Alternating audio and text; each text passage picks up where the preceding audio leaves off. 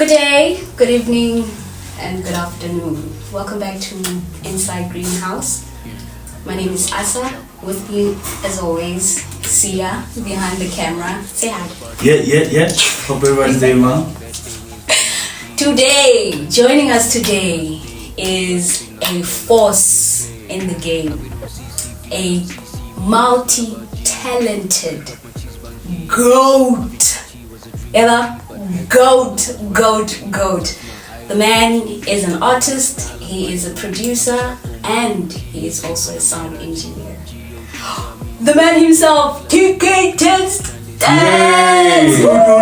What's up, yo? Thank you for having me. Thank you very much for joining us. That's what's up. Thank you for taking time out of your day. I got you. To come and sit with us at the house. We're so excited to have you. That's what's up. I'm excited to be here too. You have no idea. So without wasting time, let's just get into it. I want us to take things back. Okay. Back when you started. Okay. So tell me, walk me through the moment you decided to make music your thing. I think when I was young, I got the influence from my cousins. They were DJs. They used to party a lot, but it was only house music, you know what I mean? And R&B, old school R&B. And I got into music like that.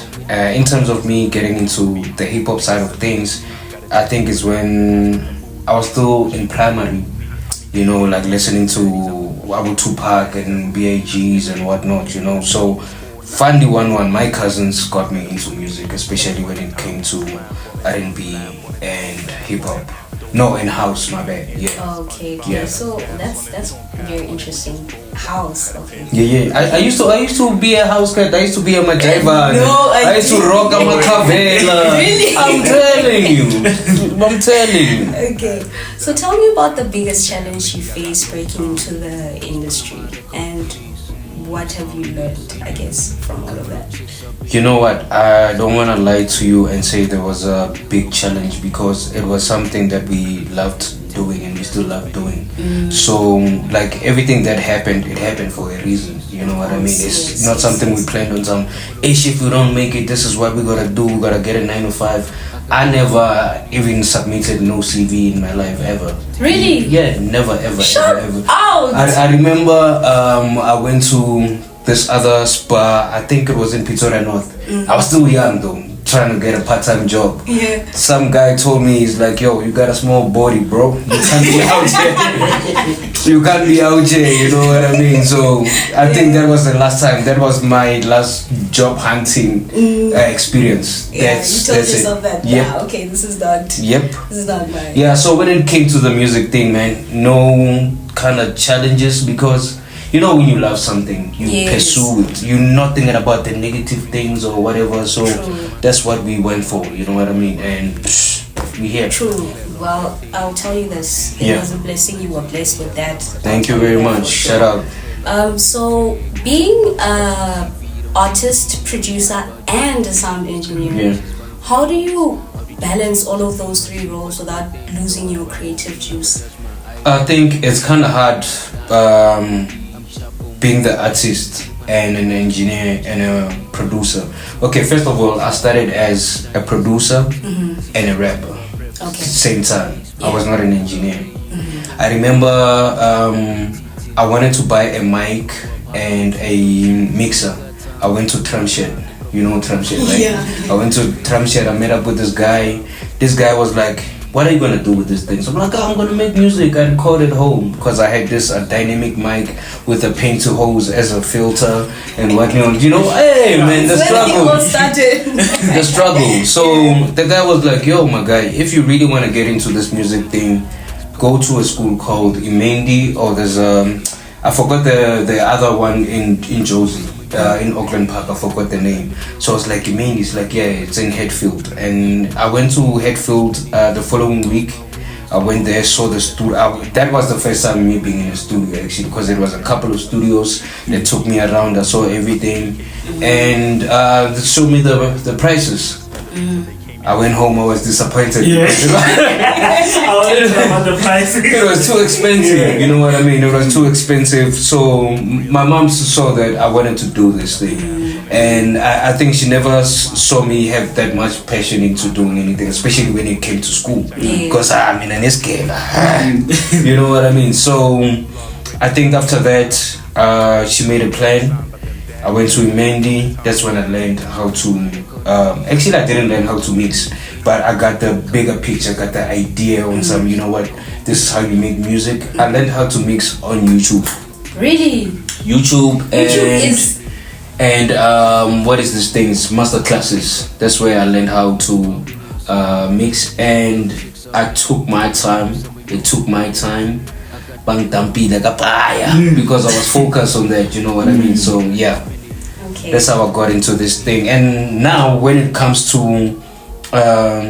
recording, because I used to freestyle, now I don't freestyle, I write my verses now. Because I get annoyed every time I have to repeat 2 lines because I missed it or I forgot it. You know what I mean? So the challenges are, when I do that, I'm like, you know what, man, let me just go make a beat. And that's bad, because I'm supposed to put my focus in the recording, because it's my recording time. Oh, okay. You know what I mean? So yeah, it's kind of challenging sometimes. Okay, no, I hear you. So do you find it easier to record your vocals compared to other artists, or vice versa?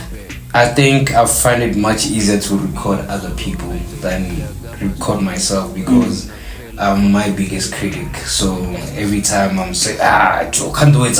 You know what I mean? Yeah. So with other people, I'm like, yo, man, what you doing? You know, but in a friendly way. You know what I mean? So yeah, it's like that. Okay, so like you're your biggest critic. Yeah, you have to be if you want to improve, you know? Okay, so your last project, your full album, Hell and High Water. Yeah. I want to talk a little bit about that. It had such a strong and very beautiful sound.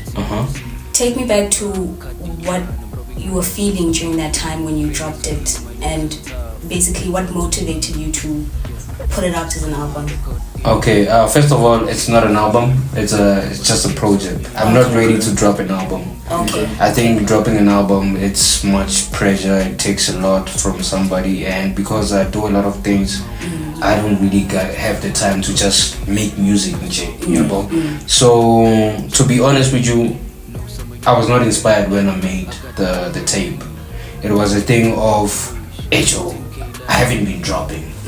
Let me just drop, you know. And some of the songs, I wanted the songs for the Revenge Club compilation. That's why there's a lot of J Jody features, because I sent him the beats and he recorded on the songs for other people to jump on. But the more I heard the songs, I was like, you know what, man, I haven't been making music.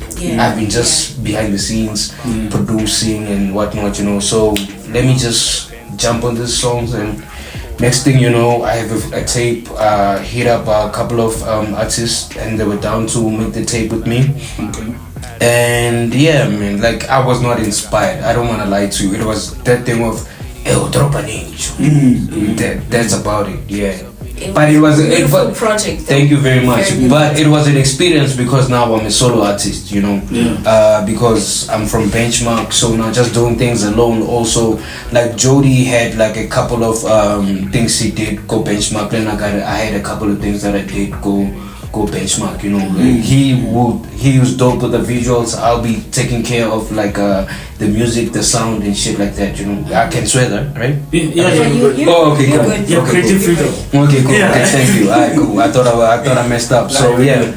So just being alone and trying to figure out how to do the PR thing, cause now I'm alone. Now you gotta write everybody's name, you gotta credit everyone by yourself. You know what I mean? So yeah, it was an eye opener. Okay. But it was a dope experience. Okay. Yeah. Very interesting.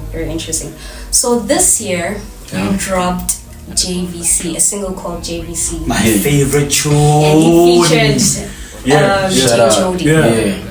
So tell me a little bit about that. Basically about the collab. Yeah. Why him? Is there a reason? No, there is a reason. Okay, so when I made JVC, it was on a different beat. Because I'm a producer now, and I've been a producer, but lately I like changing the beats when sometimes I feel like I've been hearing this thing for a long time and I feel like this song doesn't make sense anymore. You know what I mean? I changed the beat and then it was like, so I knew he was gonna kill the hook.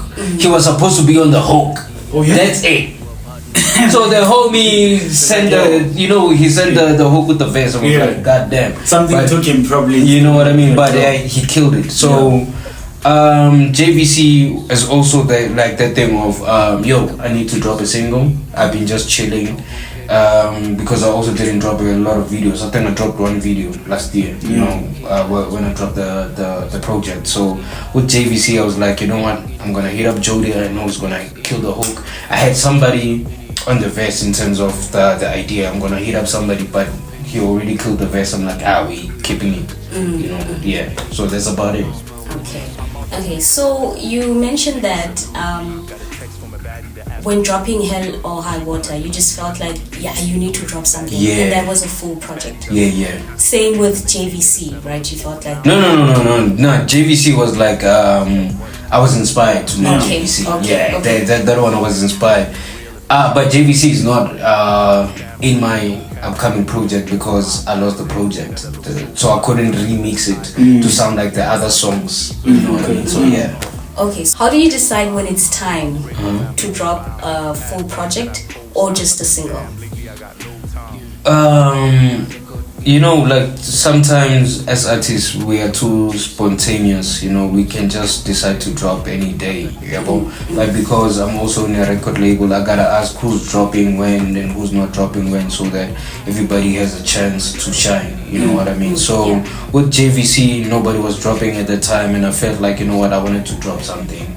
And with the tape right now nobody's dropping and I felt like, you know, with this tape I was inspired making this tape and it's something that I want to give to the people, you know, because this tape, we'll talk about it later. Yeah, we'll talk about it later. I have a question about the almost got an exclusive. Yeah, we'll talk about it later. Okay. So what message or vibe do you want your listeners to get from your music right now?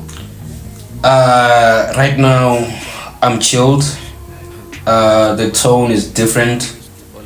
And like I'm in my bag, you know what I mean, and I touch on a lot of things, especially when it comes to the intro. So I'm not gonna tell you just go out there and listen and be the judge and tell me how you feel about it, you know, but I feel like this time around everything is different about me, you know what I mean. So yeah, I like that. Okay, so let's go back to that project then. What can your listeners expect from you next? I'm dropping a project on the 14th of November, which is like save the date. Which is like 2 weeks. Date saved. 2 weeks or 3 weeks. In the coming 2-3 weeks. I'm dropping my first single of the project on the 7th, which is next week, November, featuring Envy. If you don't know Envy, don't listen to hip-hop. So I'm dropping the single is called Notice My Weakness.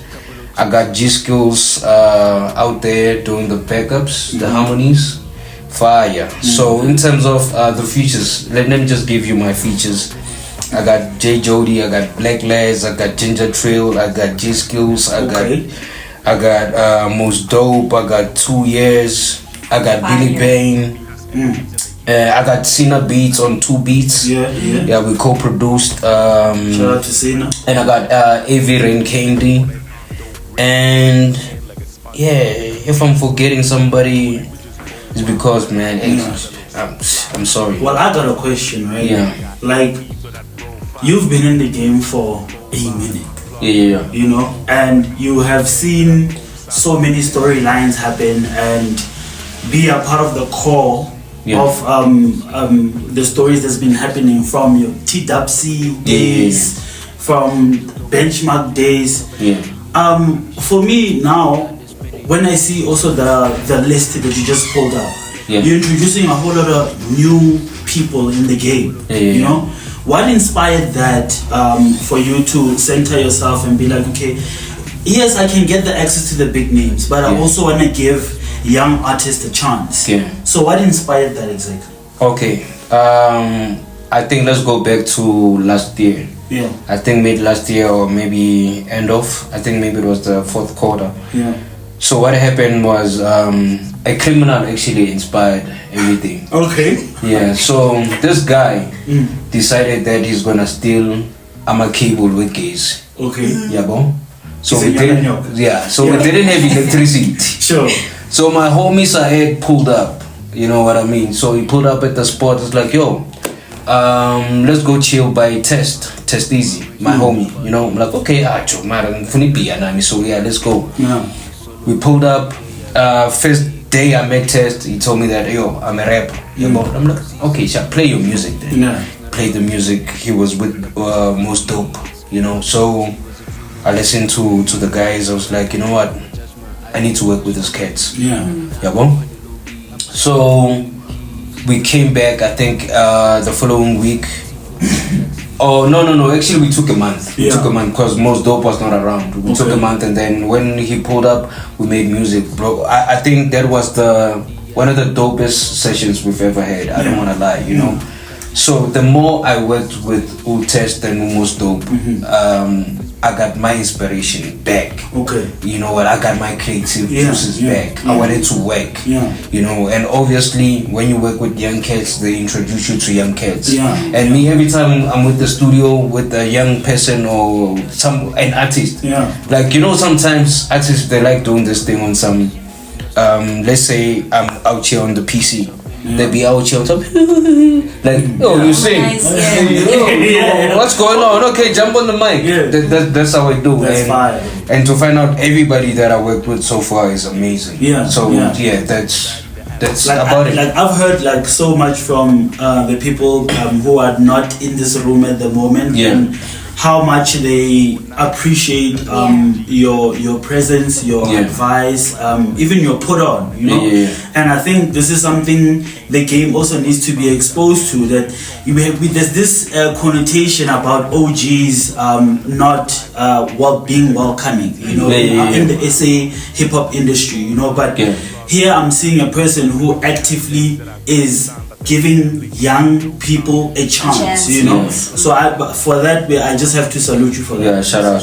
This is how I started, man. Like before anything else, like people used to record at the crib. You know what I mean? I'm talking like your Aries, your J Jodies, you know what I mean? They used to pull up out there. So and by the way, since I'm mentioning Aries, he curated the tape. Okay. He's hella dope with that, you know what Exclusive I mean? details. Trust. Thank you. You heard it here first, the greenhouse. No, that was incredible. Thank you very much for gracing us with Thank you for having me. We really appreciate this interview. Yeah. We would like you to wish you nothing but success. Thank you very much. More growth, I appreciate that. and more success. Yes. More hits, and more health, guys. More health as well. That's very important. Yes. That's very important. Trust. Okay, so that wraps up our episode on Inside Greenhouse. Big shout out to 10STAXX. Tkay 10STAXX. Trust me. Tkay 10STAXX. Trust me. For joining us today and sharing his story. Thank you very much. Are we? If you've enjoyed this conversation, make sure you like, comment, or subscribe. And don't forget to follow Tkay 10STAXX. Something is coming. Follow him and keep on streaming JVC. Love you and goodbye. Peace. I be on CCV, don't CC me when it's not about G's. Stuck up my cheese bankies. All the GT was a dream I see, but back then nigga was running on E. Now I judge my idol, Jingo so means. Ni nagtalang pandelogi. I'm sharpo moving him keys. Panamera G, G-O-D got me. Team gon' eat like CeeLo Green. Stanley Z-Shot.